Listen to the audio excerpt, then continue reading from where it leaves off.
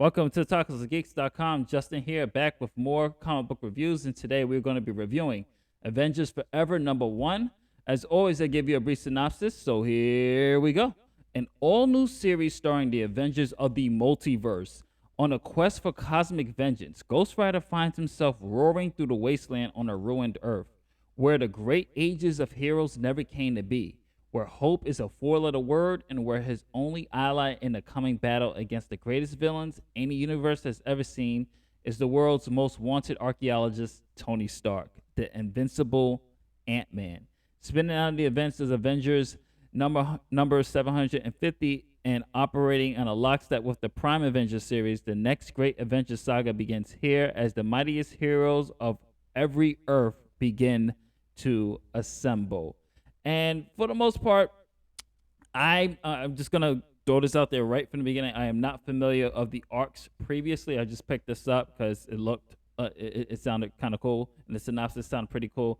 And so I do not know the Avengers 750 event or anything prior to that. So I'm just doing this based off this particular issue. And for the most part, it is an enjoyable read. I would say at least 75% of this book is Tony Stark in danger and trying to get out of a situation, and it's not really much depth or characterization here. There are a little bit of exposition here of what's happened to this particular Earth, and that's pretty much it. And then enters Ghost Rider, and then we get a little bit more of the backstory of what this desolate Earth is that has literally no heroes here. And I did like the inclusion of Tony Stark in here because obviously Tony is a character that when you put him in situations like this, you try to, it's enjoyable to see what he's going to do. And obviously this isn't the Iron Man. We know this is the Invisible Ant-Man. And Tony as Ant-Man is just as you will probably expect. Him just communicating with his ant partners is pretty hilarious. And him having Iron Ant, which he calls Shellhead, Iron Ant, is actually pretty good relationship dynamic in there. And that was like the enjoyable read with Tony being caught in the jam, and he's waiting for Iron Ant to say the day. And he's just like, yeah, I'm not gonna get mad at you. Just hurry up, hurry up, hurry up, hurry up.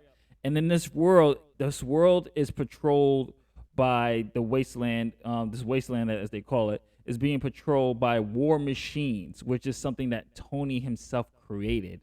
And we don't really get to see too much of what the world was pre this desolate world here. But for the most part, I did enjoy the writing here. I will say probably one little nitpick that was just kind of getting annoying for me as I was reading it was the fact that the word hope is used as a four-letter word, and it doesn't. So instead of saying fuck, they say what the hope is going on. It doesn't come off good. It does not come off good. It sounds cringy. I hopefully in the next issue they will just drop that altogether, because it just from a conversation standpoint, like there's moments that Tony wants to curse or he's really cursing.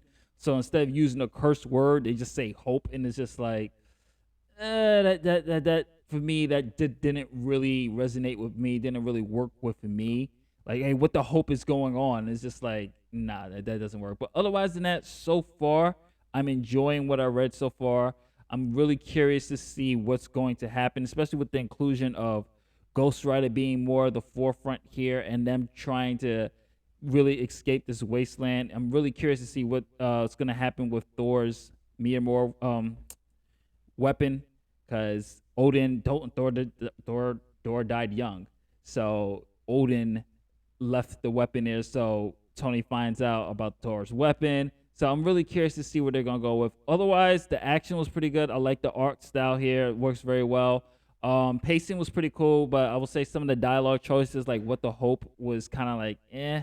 So I'm very curious to see what's gonna happen here, because I'm a big Ghost Rider fan as well. So I want to see how Robbie Reyes is gonna take center stage here and what's he gonna do to assemble the rest of the Avengers of the multiverse and see what's going to go down. I'm really curious to see. Oh, another nitpick I didn't like.